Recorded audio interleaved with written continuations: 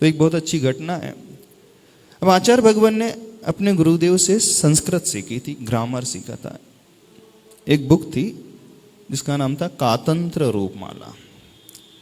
अब पहले जो बुक उन्हें मिली थी, आचार्य भगवान ने बुक्स के ऊपर तो नहीं, जैसे हम लोग लगता है अपना नाम लिख लेते हैं, उसको फोल्ड करके उसके बुक्स के पन्ने हैं ना, ऐसे करके उसमें अपना नाम लिख लेते हैं। तो आचार्य भगवान ने भी नाम लिख लिया ब्रह्मचारी विद्याधर उस बुक में।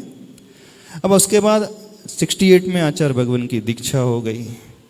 समय बीतता गया, अपने गुरुदेव की वो बहुत सेवा करते रहे और 73 में आचार्य ज्ञान सागर महाराज जी की समाधि संलेखना भी हो गई।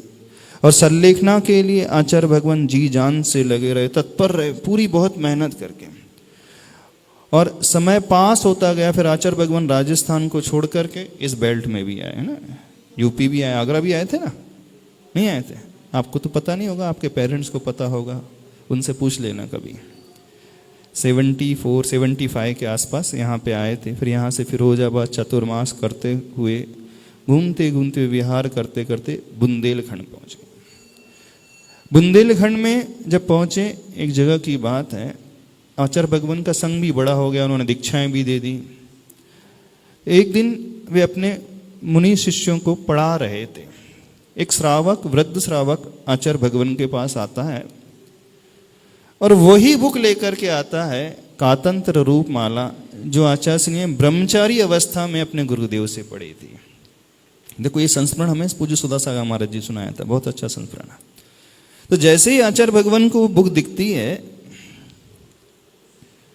तो आचार्य भगवान तुरंत पहचान जाते हैं, यार ये तो वही पुस्तक है जिस पुस्तक से हमारे गुरुदेव ने हमें पढ़ाया था। और पलट करके देखते हैं तो वहां पे नाम भी दिख जाता है।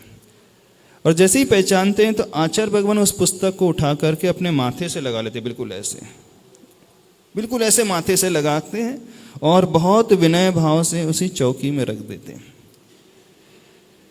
जब उन इस पूरी प्रक्रिया को संघ के साधुओं ने देखा तो वे आचार्य भगवान से पूछते हैं, आचार्य श्री ये ऐसा क्यों कर रहे हैं आप?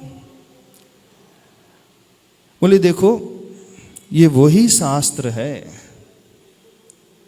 हमने आज तक आपको नहीं देखा कि आपने किसी शास्त्र को ऐसे माथे से लगाया हो उठा करके। बोले ये वही शास्त्र है जिस शास्त्र को पढ़ करके हमारे जीवन की शुरुआत हुई थी, जिस शास्त्र का अध्ययन हमारे गुरुदेव ने हमें शुरुआत से ब्रह्मचारी अवस्था से पढ़ाया था। हम इस शास्त्र के महत्व को कैसे भूल सकते हैं? यानी इतने वर्ष होने के पश्चात भी। देखो कुन मुनि महाराज ने क्वेश्चन किया कि आपको तो शास्त्र से ज्ञान हो गया, नॉलेज प्राप्त हो गया, अब उसे माथे से लगाने की क्या आवश्यकता है? बोले देखो एक बात याद रखना, यदि हम इस शास्त्र के प्रति, इस बुक के प्रति श्रद्धा भाव लेकर के नहीं आएंगे, विनय भाव लेकर के नहीं आएंगे, तो समझना कभी हमारे भीतर वो नॉलेज काम का होगा ही नहीं। भले ही हमारी बुद्धि बढ़ जाएगी, बुद्धि में तो वो ज्ञान आ सकता है, लेकिन वह ज्ञान जीवन में नहीं उतरेगा। जीवन में जो ज्ञान उतरता है वो तभी पॉसिबल होता है जिसे हमने शुरू से सीखा है, उसके प्रति पूर्ण विनय से समर्पित होकर के वैसे भाव अपने प्रति, उनके प्रति लेकर के आए। देखो तो ये इतने बड़े आचार्य बनने के पश्चात हम ये कह रहे हैं, सुनो ध्यान से, जिनका संग बड़ा हो चुका था, जिन्होंने इतनी दीक्षाएं दे चुकी थी, उस पुस्तक को वो अपने माथे से लगा रहे थे जब वो ब्रह्मचारी अवस्था में। कुछ मुनि महाराज ने एक प्रश्न किया, आचार्य भगवान ये कहीं राग तो नहीं है आपका?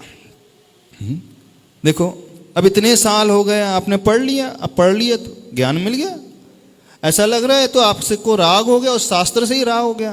बोले इसका नाम राग नहीं है। बोले ये राग नहीं है, ये समर्पण और विनय भाव है।